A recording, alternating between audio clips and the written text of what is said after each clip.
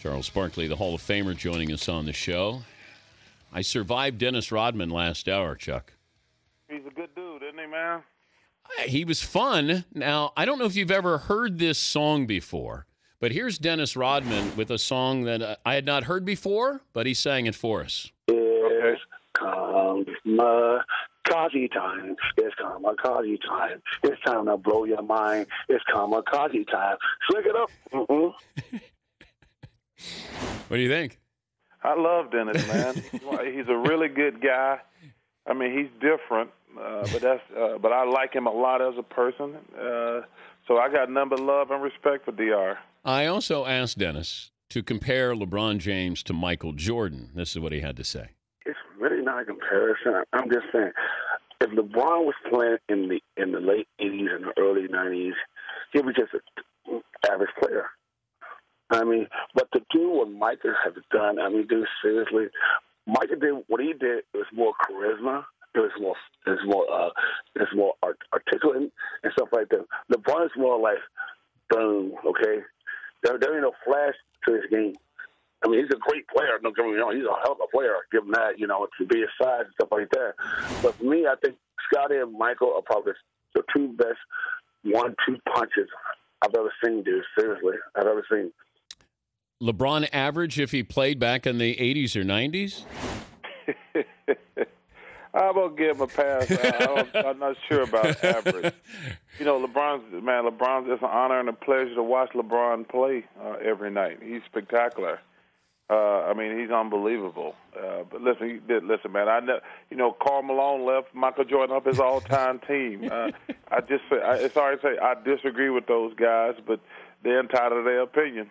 Well, when Carl was on the show and he said it, and then he came back the next day and called in and said, I'm just messing with you because you got a man crush on Michael Jordan. I'm like, dude, you were backing up while you're picking Scottie Pippen instead of Michael Jordan. Is there animosity? Not everybody liked Jordan. You respected him, but do you think there's animosity there with some of these guys who lost out to Jordan? It shouldn't be. I mean, you got to respect competition. You should respect competition. I mean, that's the best thing about sports.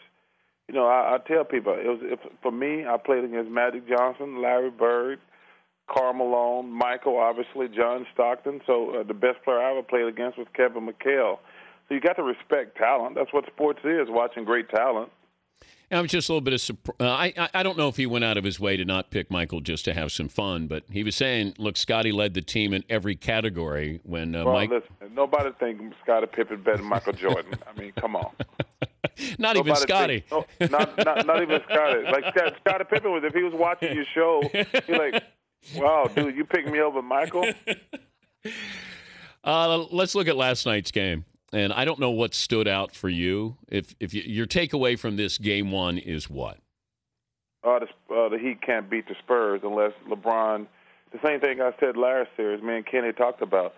The Heat are a very flawed team unless LeBron goes crazy, and he went crazy 4 games, and they beat the Pacers.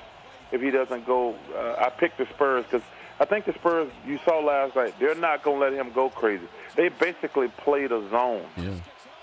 And they're not going to let him go crazy. That's why I think Pop is just listen. He gave the ball. He said, "You pass that ball to Chris Bosh. Let him shoot threes. You pass that ball to Mario Chalmers."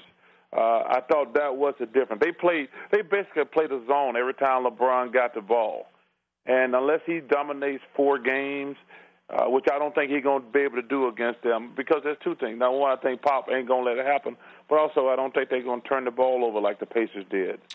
Because you saw all their flaws against the Pacers, but you factor in the Spurs are going to play a little better defense because the Pacers say we'll leave Roy Hibbert back there, let him do everything. The problem with leaving Roy Hibbert back there, you leave a bunch of stuff wide open for guys. You got Ray going 1 game. It got Bosh going a couple games, and that was the difference in the series. But LeBron, I don't think he's going to be able to dominate 4 games against the Spurs. What happened to Chris Bosh? He's a good player. He's an undersized power forward, and he got beat to death by Roy Hibbert and David West, and he's probably just lost a little confidence. Well, he's shooting threes, and if I'm Popovich, Well, in he San made Antonio, threes last series and nobody complaining. I hate when reporters do that.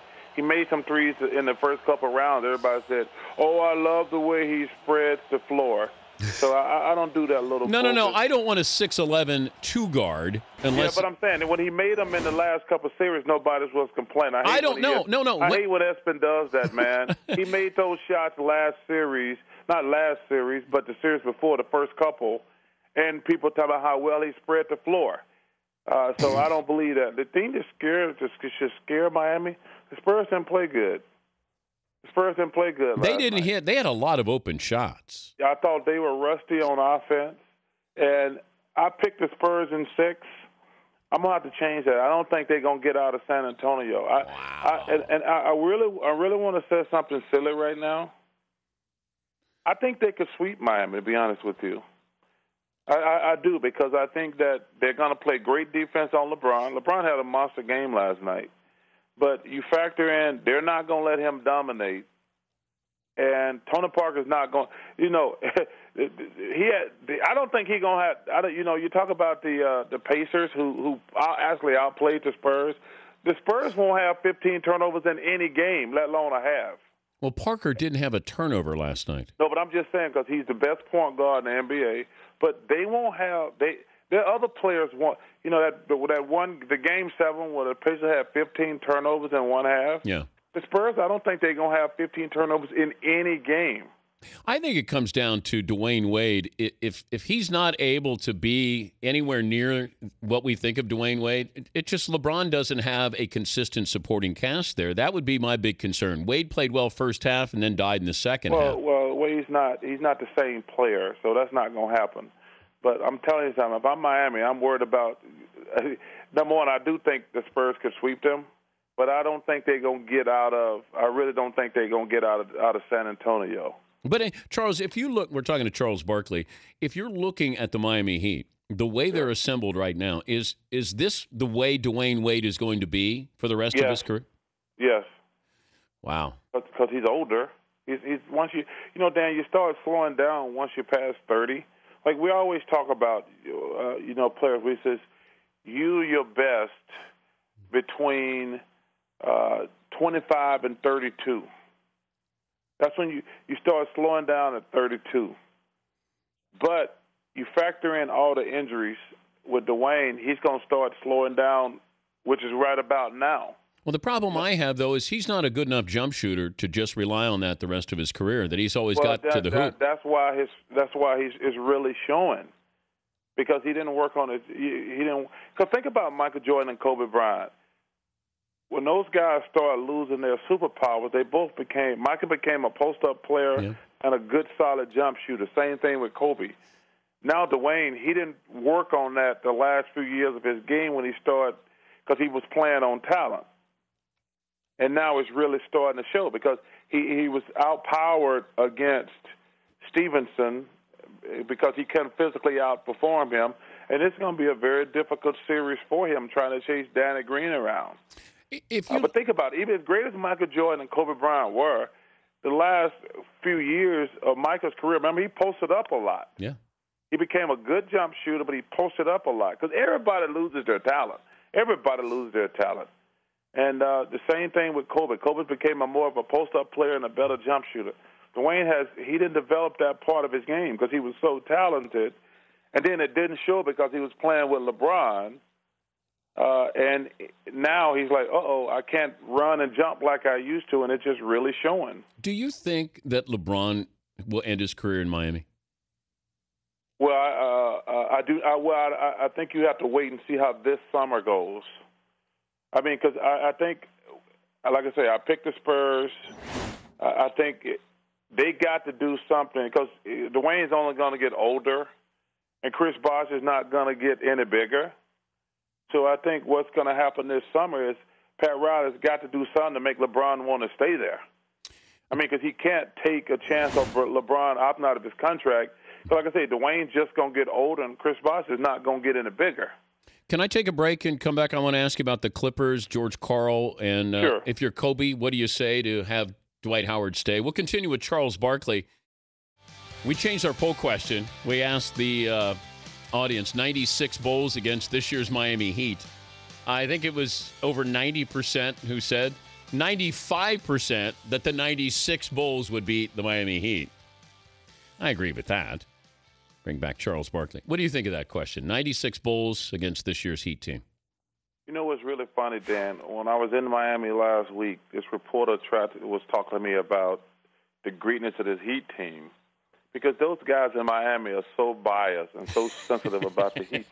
I said, dude, this ain't even a great team. They got one of the 10 greatest players ever, and they got a bunch of little munchkins out there, no depth on the bench. Why do you compare? I said, it'd be an insult to compare them to Magic's Lakers, Michael's and Larry's Bulls. It'd be a total insult to that. I said, Michael Bulls would kill them. I said, can you imagine? They made Roy Hibbert, who's a very good player, I might add. They made him look like Wilt Chamberlain. What's your 93 Suns team? I like our chances, but let me make this point. Okay. I'm talking about Kenny Smith Rockets with a King. Can you imagine the King down low against those Munchkins? Man. And I said, the only team that I would compare them to, I said, Duncan and David Robinson Spurs would beat them like a drum. I said, the only team I think they'd probably be compatible to is the Pistons, not Lambert's Pistons, because they beat them too. Chauncey Billups Pistons. I said, dude, they're struggling with the Indiana Pacers. And I said, so don't sit there and but you know those guys in Miami are so biased over the Heat because if you say anything bad about the Heat, they're like, "Oh, you're a Heat hater." I said, dude, I told you, LeBron James, one of the 10 greatest players I've ever seen in my life, but they got no big guys and they don't have a lot of depth. And I said, that's why the Spurs are going to beat them. So no, that's an insult to the Michael's Bulls. If you're Kobe, and Kobe says that he will reach out to Dwight Howard, that he'll have that final call to him. What can Kobe say that would keep Dwight in L.A. as opposed to going to Houston? Well, Dan, me and Shaq been arguing on the show the last couple of years about Dwight Howard. I've always subscribed to the theory that Dwight was a franchise player. You could build your team around him. And Shaq does not think so.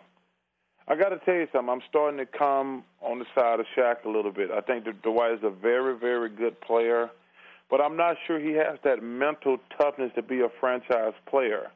Because the one thing you have to be tough. I don't mean fighting tough, but just watching him crumble under criticism from Kobe, criticism from fans, criticism from the media this year. I'm not sure he can stay in L.A. because Kobe only going to play another year or two anyway. And then it'll be Dwight's team. Then all that pressure will be on his back. So I think that's a very tricky situation for Dwight Howard, to be honest with you. If it's so obvious to stay in L.A., then he would already made his decision. And that's why I think Houston. Well, but the problem is if he stays in L.A., like I say, first of all, we don't know what Kobe. Listen, I love Kobe, but he's done. You don't come back at his age from that injury and be like the man. So Dwight knows if I stay in L.A., it's going to be my team, and I'm going to get the criticism. And that's what I mean by that mental touch. I'm not sure he can handle going forward because he's going to be like all great players. At some point, they love you. Like Kevin Durant's going through it now. We love you, but you ain't won nothing. The same thing happened to LeBron in Cleveland. It happens to everybody. So Dwight is going to have, if he stays in L.A., is he strong enough mentally to handle that? Well, Dwight, you haven't won a championship. And like I say, I'm kind of coming over. I've always defended Dwight, but I'm starting to lean with Shaq and saying I'm not sure he can be the best player on your team. Yeah, but let me go back to what you said about Kobe. He'll be back. How good can he be coming off that kind of surgery? I don't think he can be. I think he can be a good player. That's it. Well, what does that mean? That don't mean anything. He just one of a bunch of good players. I mean, is he going to be an all-star? He'll probably be an all-star because the fans going to vote him in. But as far as being a dominant player, that's not going to happen. Dude, the Lakers were the number 8 seed this year. I know. But see, I think the smart business move for Dwight Howard is to go to Houston. That it's 4 years, the money is not that much different as far as average per year. And then he's going to get that one more final big contract. And you're playing with younger guys. And you're playing with Kevin McHale as your coach. Well, it's from a basketball standpoint, Houston probably his best move, to be honest with you. Houston, because James Harden's there, Osik's there. They need some guards. Chandler Parsons there. Jeremy Lin? I didn't say him. You're not big on Jeremy Lin? I'm not. So you see that I'm not. So well, I said we'd forget about him once he went to Houston. When he was in New York, he was. Well, he didn't have a very good year in Houston, and I like him a lot as a person, but I think it's going to be different for him as a starter, and everybody knows he is, and playing point guard in the Western Conference. So, but listen, if Dwight and James Harden, Osik, Chandler Parsons, they'll be a good team. Would they be better than the Lakers? Yeah, they'll be better than the Lakers. Yeah, of course they would be. Right. Who should be the Clippers' next head coach? A guy who won a bunch of headaches. The Clippers are, as I said from day one, the Clippers are the most overrated team. They got Chris Paul, who's the best leader in the NBA. He's not the best point guard. That's Tony Parker. I've always said Jason Kidd was the best leader I've seen in the NBA in a long time, back in his New Jersey days. And Chris Paul's the best leader. But the guy who takes that job, it's a headache job, and he's going to get fired at some point because Vinny shouldn't have got fired. The one thing I hate about the Clippers, when they play well, they pop their chest.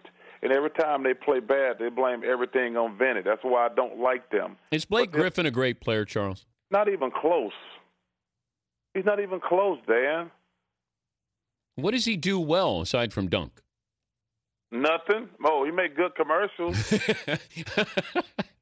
Well, that's reason enough to make him a star, right? Well, no, that's ESPN's job. If you dunk a couple times, ESPN gonna make you a star. As you call them, the Mother Network. Mothership, yeah. Yeah, we call them another name sometimes. It begins with mother, though.